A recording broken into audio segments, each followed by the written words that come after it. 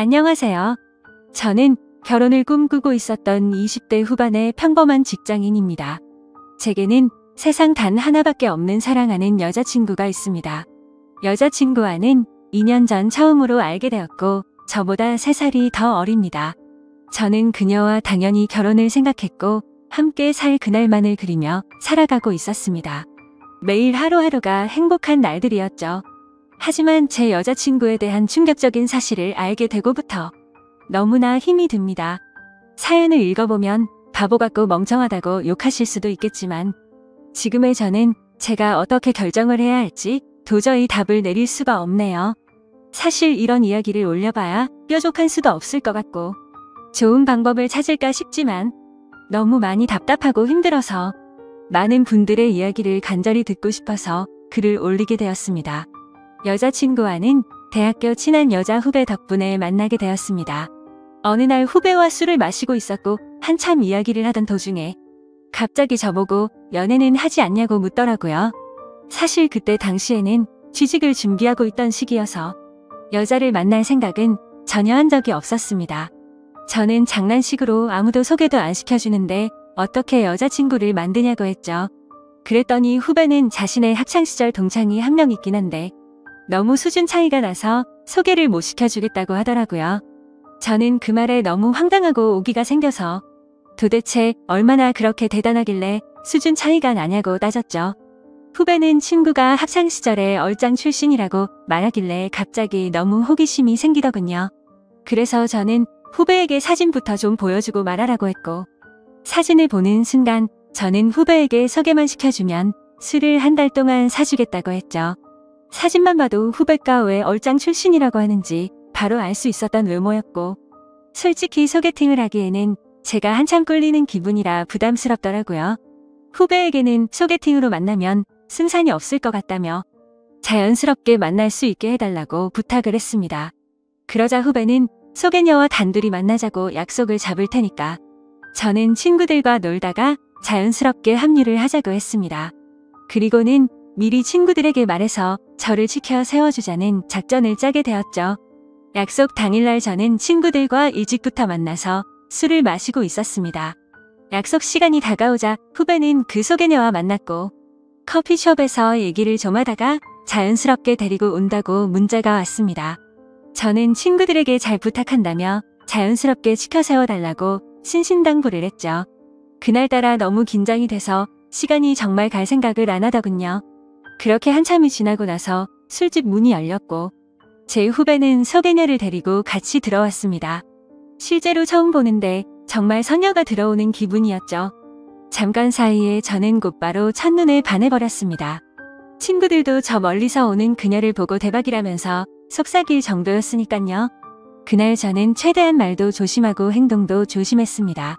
그리고 다 같이 술을 마시면서 점점 분위기는 무르익었고 친구들이 저를 자연스럽게 치켜 올려준 덕분에 그녀도 어느 정도 제게 호감을 가졌는지 조금씩 관심을 보여주더라고요. 솔직히 얼굴만이라도 보고 싶은 마음에 나왔던 자리였고 진짜로 연인으로 발전할 가능성은 극히 낮을 거라고 생각을 했습니다. 그런데 그날 저희는 술에 취하고 분위기에 취해서 결국 어느 정도 관계에 진전이 있었고 따로 몇 차례의 만남을 더 가진 뒤에 제가 고백을 해서 저와 그녀는 연인 사이로 발전하게 되었습니다. 꿈에 그리던 이상형과 말도 안 되는 연인 사이가 되었다는 건 제게는 꿈만 같았죠. 여자친구는 만나면 만날수록 얼굴만 예쁠 뿐만 아니라 성격도 너무 착한 천사 같은 여자였습니다. 저는 능력이 부족해서 좌절감에 빠져서 얼른 취업을 하고 더 많은 걸 해주겠다고 하면 그런 건 전혀 중요하지 않다고 늘 제 마음을 다독여주는 그런 착한 마음씨의 여자친구였습니다. 그렇게 미래를 꿈꾸며 만난 지 어느덧 1년이 지날 때쯤이었습니다. 저는 취직을 해서 직장을 다니는 상태였고 여자친구는 대학교 졸업반이었습니다. 그런데 어느 날부턴가 여자친구가 연락이 잘 되지가 않더라고요. 평소 그러지 않았기에 뭔가 이상해서 계속해서 무슨 일인지 물어보게 됐죠. 그러자 집에 일이 좀 생겨서 그렇다고 말하기가 어렵다고 했습니다. 집안 일인데 계속 묻기엔 그래서 그런가 보다 하고 넘어갔습니다. 그 얘기를 묻고 주말에 여자친구를 만나게 되었는데 표정이 좋지가 않더라고요. 그래서 저는 다시금 여자친구에게 물었습니다. 무슨 힘든 일 있는 거냐며 그런 게 있다면 말해달라고 했죠. 그러자 여자친구는 한참을 고민하더니 아버지께서 잘못된 일에 손을 대셨고 결국 집에 너무 큰 빚이 생겼다더군요.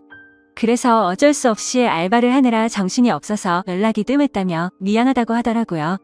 저는 그런 일이 있었으면 진작 말하지라고 했고 당장 제가 모아두었던 돈을 보태어준다고 했습니다. 괜찮다고 수차례 거절을 했지만 저는 이런 상황에는 고집 부리는 거 아니라고 말하고는 돈을 보내주었죠. 그러고서 더 얘기를 해봤더니 빚이 생각보다 너무 어마무시하더라고요. 그래서 빚을 빨리 갚지 못하면 한 달 이자만 너무 심각하다는 걸 알게 되었습니다. 그래서 저는 알바를 해서 그걸 다 갚을 수 있겠냐고 물었더니 부모님도 열심히 일하고 계시고 자신도 생각보다는 고액 알바를 한다고 하더라고요. 뭔가 그때부터 기분이 이상했고 긴장되는 마음으로 무슨 일인지를 물었습니다. 시급을 많이 준다고 해서 바에서 일을 한다고 대답하더라고요. 물론 생각처럼 너무 심각한 곳은 아니었지만 순간 너무 기분이 더러워졌습니다. 어떻게 바에서 일하는데 나한테 미리 물어보지도 않고 하냐고 화를 냈죠. 여자친구는 그냥 앉아서 대화만 하는 곳이라며 화낼 거 전혀 없다고 말하더군요. 저는 제가 알바라도 해서 같이 도와줄 테니까 당장 그만두고 다른 알바 자리를 찾으라고 했죠. 여자친구는 그 말에 미안하다며 당장 알바를 그만두다고 하면서 울더라고요. 안 그래도 힘든 여자친구한테 화를 낸 게 미안해지더라고요. 그래서 저는 걱정 말라며 다 같이 갚으면 그 정도 빚은 금방 갚을 수 있겠다고 위로해줬습니다. 그리고 나서 저는 곧바로 알바 자리를 찾게 되었죠. 직장을 다니고 있었던 터라 시간이 자유롭고 고액으로 할 수 있는 일을 찾아봤더니 배달 대행이 가장 맞겠다고 생각을 했고 저는 곧바로 일을 시작하게 되었습니다. 처음에는 실수투성이었습니다. 오토바이도 잘 타지 못했던 터라 운전도 서툴렀고 일이 서툴러서 배달을 많이 못하다 보니 수익도 별로 나지를 않더라고요. 그런데 사람은 적응의 동물이라 그런지 배달을 하다 사고도 몇 번 나보고 지리적으로 익숙해지고 나니깐 그때부터는 점점 수익이 많이 오르게 되었습니다. 여자친구는 제가 오토바이를 타고 운전을 하는 걸 항상 걱정했죠. 그러면서 동시에 제게 너무 고맙다고 평생 이 고마움 다 갚아나갈 거라고 하더라고요. 그때는 이런 시련이 저희의 만남에 있어서 더욱더 끈끈한 사이가 되게 해주고 평생을 살면서 흔들리지 않을 좋은 계기가 될 거라고 굳게 생각을 했습니다. 하지만 그런 긍정적인 생각들은 절대 보잘것없는 헛된 생각이란 걸 알게 해주더군요. 제 인생에서 가장 큰 충격을 받은 날이라 정확히 기억납니다. 문제가 생기게 된 그날은 주말 일요일 저녁 7시쯤이었습니다. 저는 주말에도 쉬는 걸 포기하고 배달 대행 알바를 하고 있었죠. 그런데 제가 처음 여자친구를 소개받던 날 함께 있었던 친구에게서 연락이 왔습니다. 전화를 받아보니 한참 동안 말을 못하고 가만히 있더라고요. 그때는 너무 바쁜 피크 시간대였고 배달통에는 몇 군데를 더 가야 하는 음식들이 있었던 상황이었기에 너무 급한 마음에 짜증이 나서 소리를 쳤습니다. 도대체 무슨 큰일이길래 그러냐고 답답하게 하지 말고 빨리 말을 하라고 했죠. 그러자 친구는 어렵게 말을 꺼냈습니다. 혹시 여자친구가 요즘 어디서 일하는지 아냐고 묻더라고요. 그때 당시 저는 여자친구가 학교를 다니면서 야간에 커피숍 알바를 한다고 들었기에 커피숍에서 일한다고 대답을 했죠. 친구는 너 지금 잘못 알고 있는 것 같다라고 말하더군요. 평소에 장난질을 하는 친구가 아니었기에 그때부터는 심장이 엄청 두근대기 시작했습니다. 저는 말을 더듬거리며 무슨 말이냐고 똑바로 말하라고 했습니다. 친구는 어제 저녁에 직장 선배들이랑 강남에서 아가씨들이 나오는 술집에 갔는데 복도에서 제 여자친구를 얼핏 본 것 같다고 말을 하더라고요. 긴가민가해서 이 말을 해야 되나 말아야 되나 하루 종일 고민했는데 아무리 생각해도 제 여자친구가 맞는 것 같다고 하더라고요. 그리고는 여자친구는 자신을 못 본 것 같으니 일단은 무턱대고 화내지 말고 진정하고 사실 파악부터 제대로 해보라고 하더군요. 너무 갑작스러운 소리를 하길래 깜짝 놀랐고 기가 막혀서 말조차 나오지가 않더라고요. 한참을 가만히 있다가 친구에게 일단 알겠다고 하고 통화를 끊었습니다. 그래서 저는 곧바로 배달 대행 사장에게 사고가 났다고 말하고는 일을 중단하고 여자친구 집으로 향했습니다. 손이 덜덜 떨려서 운전도 불가능했고 도저히 일을 할 수 있는 상태가 아니었죠. 여자친구 집 앞에서 최대한 침착하고 밥을 먹자고 나오라고 했습니다. 얼마나 초조하고 떨렸는지 여자친구를 기다리는 동안 담배를 거의 한갑을 폈던 것 같습니다. 한참 뒤에 여자친구와 저는 식당으로 가서 밥을 먹었고 아무렇지도 않은 척 요즘에 커피숍은 바쁘지 않냐고 물었습니다. 그러자 요즘에는 사람은 많지 않은데 가끔 진상들이 있어서 힘들다고 하더라고요. 그 모습을 보니까 도저히 거짓말이라고는 생각을 할 수가 없었고 너무 자연스러웠기에 친구가 잘못 본 건가 보다라고 생각을 했습니다. 그렇게 식사를 마치고 저희는 둘만의 시간을 보내러 갔죠. 그런데 함께 사랑을 나누면서도 그 찜찜한 마음은 절대 지워지지가 않더군요. 여자친구가 화장실을 간다고 자리를 비운 사이 저는 얼른 여자친구의 휴대폰을 보게 됐습니다. 카톡이나 메시지로는 별로 의심스러울 게 전혀 없더라고요. 그런데 은행에서 온 메시지를 무심코 눌러보게 되었는데 정말 깜짝 놀랐습니다. 돈이 없다던 여자친구의 통장에는 잔액이 1,000만 원이 훨씬 넘는 돈이 찍혀 있더라고요. 그래서 이게 도대체 무슨 돈이지 싶어서 메시지를 올려보니 며칠 전 날짜로 어떤 처음 보는 이름으로 1,000만 원이 입금되어 있더라고요. 그리고 더 올려다 보니 여자친구의 가족분에게 다시 보낸 건지 1,000만 원을 출금을 했더라고요. 그래서 이게 도대체 뭐지 싶어서 계속해서 올려봤습니다. 근데 매월 1일에 똑같은 이름으로 꼬박꼬박 1,000만 원이 입금되었더라고요. 어림잡아 봐도 1년 가까이 받아왔으니까 1억이 훨씬 넘는 돈이었습니다. 곧바로 이건 뭔가 심각하게 잘못 돌아가고 있구나라고 깨달았습니다. 여자친구가 화장실에서 나오자마자 저는 화를 내면서 이 돈 뭐냐며 휴대폰을 들이댔습니다. 그러자 깜짝 놀라며 휴대폰을 뺏어가더라고요. 저는 정신이 나간 상태로 나지막이 말했습니다. 지금부터 나한테 거짓말할 생각하지 말고 모든 사실을 말하라고 했죠. 여자친구는 지금까지 있었던 일들에 대해서 말했습니다. 사실은 바에서 알게 된 사장님이 있는데 그냥 주말마다 만나서 밥만 먹어주면 용돈 개념으로 돈을 보내준다고 해서 이 일을 시작했다고 하더군요. 저는 너무 황당해서 따져 물었습니다. 아무 짓도 안 하고 밥만 먹는데 어떤 정신 나간 놈이 한 달에 1,000만 원씩 주냐고 했죠. 그러자 여자친구는 팔짝 뛰면서 절대 이상한 짓은 안 했다고 하더라고요. 근데 상식적으로 아무리 생각해도 이해가 되지 않았습니다. 어느 누가 밥만 먹어준다고 한 달에 1,000만 원씩 줄까요? 그것도 다 합치면 1억이 훨씬 넘는 큰 돈을요. 그런데 그때 갑자기 문득 생각난 게 친구가 여자친구를 술집에서 봤다고 한 게 생각이 났습니다. 그래서 저는 여자친구에게 말했습니다. 너 진짜 거짓말하지 말라고 했는데 계속 거짓말하려고? 내가 너 강남 술집에서 일하는 것도 다 아는데 그것도 발뺌할 거냐고 물었습니다. 그러자 여자친구는 갑자기 아무 말도 못하더라고요. 그러더니 갑자기 주저앉아서는 울기 시작하더라고요. 지금부터 진짜 거짓말 하나라도 하면 나는 더 이상 너 얘기 안 듣고 나간다고 말했습니다. 그런데 계속해서 울고만 있더라고요. 그때부터는 저도 제정신이 아니었고 너무 화가 났습니다. 여자친구가 쥐고 있던 휴대폰을 뺏어서는 화장실로 들어가 문을 잠궜습니다. 일단 돈이 입금된 그 이름으로 연락처를 검색해봤습니다. 그러자 사장님이라고 저장이 되어 있더라고요. 곧바로 전화를 걸었습니다. 한참 동안 신호음이 울리더니 안 받아서 끊으려고 하자 전화를 받았습니다. 목소리가 최소 60대는 넘어 보이는 할아버지 목소리더군요. 저는 바로 욕을 했습니다.